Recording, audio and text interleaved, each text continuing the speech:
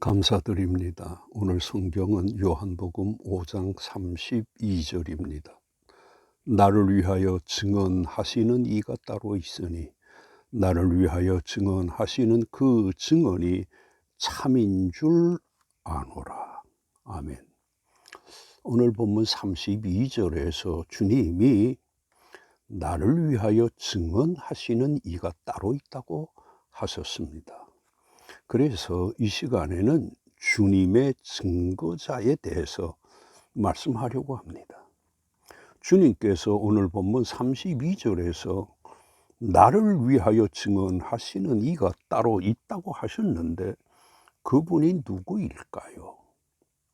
어떤 사람은 세례 요한이라고 하고 어떤 사람은 하나님이라고 합니다. 둘 다 맞는 말입니다. 세례 요한도 주님을 증거하는 일에 최선을 다한 사람입니다. 그런데 예수님을 증거한 사람이 한둘이 아닙니다. 성경 66권과 이를 기록한 사람들 모두가 예수님을 염두에 두고 기록을 했습니다. 창세기에서부터 말라기까지 모두 다 예수님을 주제로 해서 기록을 했습니다. 그러니까 예수에 대한 증거가 가득 차 있습니다.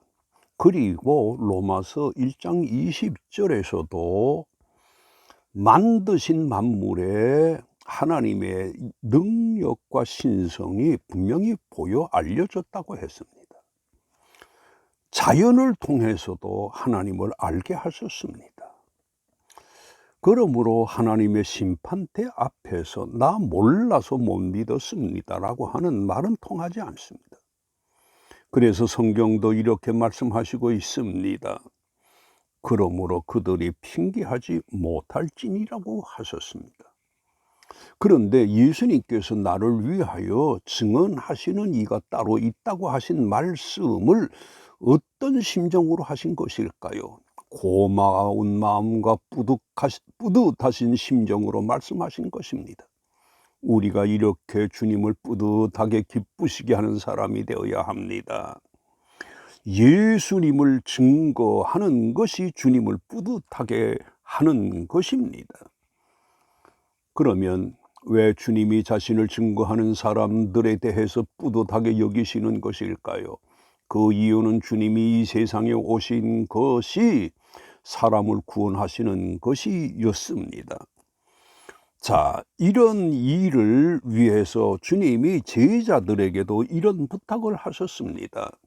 그러므로 너희는 가서 모든 민족으로 제자를 삼아 아버지와 아들과 성령의 이름으로 세례를 주고 제자를 삼으라고 하셨습니다.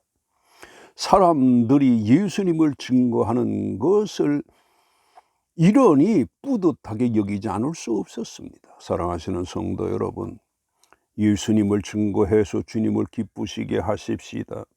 우리가 교회로 사람을 데리고 오기까지 했으면 얼마나 좋겠습니까? 이렇게 하지 못해도 예수님을 증거하는 일을 쉬지 말 것입니다. 그러면 하나님이 예수를 증거하셨는데 이것에 대해 주님이 무엇이라고 하십니까? 37절에서 또한 나를 보내신 아버지께서 친히 나를 위하여 증언하셨느니라고 하셨습니다. 이처럼 예수님을 증거하는 것은 하나님도 친히 하시는 일입니다. 그러므로 예수님을 증거하는 것은 어떤 특정한 사람들의 몫이 아닙니다. 그래서 누가복음 19장 10절에서 예수님도 말씀하십니다. 인자가 온 것은 잃어버린 자를 찾아 구원함이니라고 하셨습니다. 이 말씀에서 볼 수 있는 것처럼 인생이 되신 주님의 목적이 인생들의 구원이었습니다. 따라서 우리가 예수님을 영접한 것이 인생살이에 있어서 최고로 잘한 것이고 또 다른 사람들을 믿게 한 것이 사람들에게 할 수 있는 것 중 최고로 잘한 것입니다. 사업에 성공을 크게 해서 성공한 사람을 최고로 성공한 사람, 학문적으로 많은 것을 남긴 사람을 우리는 존경합니다. 그러나 그것은 사업에 성공한 사람이고 학문적으로 성공한 사람입니다. 그리고 이런 성공도 대단한 것임에는 틀림이 없습니다. 그래도 그가 예수님을 영접하지 않았다고 하면 그는 인생살이에는 성공한 사람이라고 할 수 없습니다. 사업에 성공을 하지 못했고 가진 것이 없다고 할지라도 예수님을 진실되게 믿었다면 그가 사업에 성공한 사람은 아니어도 인생살이에 크게 성공한 사람입니다. 그리고 이 성공이 최고의 성공입니다. 그러므로 우리들이 남은 여생도 믿음으로 살면서 다른 사람들에게 예수를 믿게끔 증거하는 사람이 되어야 합니다. 그리고 또 예수님이 자신을 위해 증거한 사람이 누구라고 합니까? 33절에서 너희가 요한에게 사람을 보내어 요한이 진리에 대하여 증언하였다고, 요한이 예수님을 증언한 것입니다. 이렇게 예수님이 요한을 자신의 증거자로 소개하시고 있습니다. 요한에게 있어 이것은 매우 영광스러운 것입니다. 주님이 자신을 사람들에게 증거한 바를 또 다 알아주시는 것입니다. 요한이 예수님을 증거하니까 예수님도 요한을 사람들 앞에서 증거하고 그를 인정하셨습니다. 뿐만 아니라 예수님은 요한을 매우 극찬했습니다. 마태복음 11장 11절에서 진실로 너희에게 이르노니 여자가 낳은 자 중에 세례 요한보다 큰 이가 일어남이 없다라고 하셨습니다.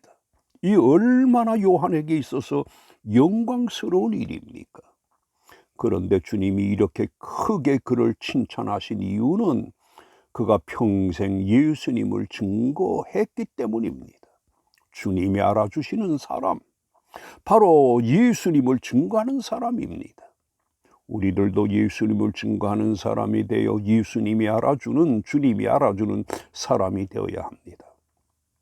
우리가 다른 것은 몰라도 예수님을 증거하는 일로는 주님이 알아주시는 사람이 되어야 합니다. 그런데 주님이 자신에 대한 증거 중에 어떤 증거를 최고로 여기고 있습니까? 36절에서 요한의 증거보다 더 큰 증거가 있으니 아버지께서 나를 보내신 것을 나를 위하여 증언하는 것이라고 하셨습니다. 주님은 하나님의 증거, 이 증거를 최고로 큰 증거로 여기신 것입니다. 하나님이 예수의 증거에 대해 뭐라고 합니까? 아버지께서 나를 보내신 것을 나를 위하여 증언하신 것이라고 하셨습니다. 하나님이 예수님을 이 땅에 보내신 것을 예수님은 큰 증거로 여기셨습니다.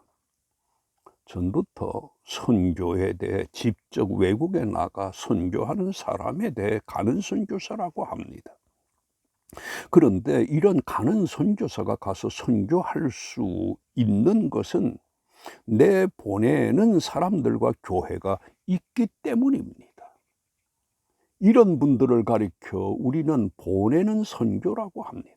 마찬가지로 하나님도 이 땅에 예수님을 보내시는 선교를 하셨습니다. 그리고 하나님은 이것만 아니라 친히 또 예수님을 증거하셨습니다. 그러므로 우리들도 사람들에게 직접 예수를 전하고 선교하고 전도하는 사람들을 기도로 물질로도 후원을 해야 합니다. 그리고 오늘 이 요한복음 5장에서 누가 또 예수를 증거합니까? 그 누가 시키지 않았는데도 주님을 증거하는 사람이 있습니다. 8절에서 볼 수 있는 것처럼 38년 된 병자에게 주님이 일어나 네 자리를 들고 걸어가라고 하시자 그 병자가 곧 나아서 자리를 들고 걸어갑니다. 15절에서 볼 수 있는 것처럼 그 나은 사람이 유대인들에게 가서 자기를 고친 이는 예수라고 증거를 합니다. 이런 사실에서 볼 수 있는 것처럼 이 38년 동안 누워 있었던 병자는 주님으로부터 치유함을 받고 유대인들에게 가서 자신을 고치신 분이 예수님이시라고 증거한 것입니다. 사랑하시는 성도 여러분, 우리들도 38년 동안 병중에 있다가 치유받은 일은 없어도 주님께로부터 받은 은총은 38년 병자로 있다가 치유받은 것 그 이상으로 큰 은혜 중에 있음을 기억해야 합니다. 따라서 우리들도 이런 은혜를 입은 사람으로서 누가 시키지 않아도 예수를 사람들에게 전해야 합니다. 그리고 이렇게 예수님이 하나님이시요 메시아이시요 치유자시요 구원자이신데 사람들이 그 증거를 받아들입니까? 그렇지 못했습니다. 유대인들이 38년 된 병 사람이 예수님이 자신을 고치셨다고 하자 칭찬하는 게 아니라 안식일에 이런 일을 행하신다 하여 예수를 박해했다고 합니다. 17절에서 예수님께서 유대인들에게 내 아버지께서 이제 일하시니 나도 일한다고 병자 고치신 것을 말씀하자 유대인들이 예수님을 죽이고자 합니다. 안식일을 범할 뿐 아니라 하나님을 자기의 친아버지라 하여 자기를 하나님과 동등으로 삼으셨다고 비판을 합니다. 이처럼 사람들이 예수님을 증거해도 고마워하는 것이 아니고 무시하고 박해를 하고 무관심합니다. 왜 그럴까요? 몰라서 그렇습니다. 영적으로 어둡기 때문입니다. 그러므로 사람들의 이런 반응에 대해서 우리가 너무 신경을 쓸 것이 아닙니다. 몰라서 그러는 것이지 하고 오히려 불쌍히 여겨야 합니다. 그리고 더 열심히 예수님을 증거할 것입니다. 이것이 전도의 난간을 넘어서는 것입니다. 그리고 유대인들이 왜 예수님을 영접하지 않고 배척을 하는 것일까요?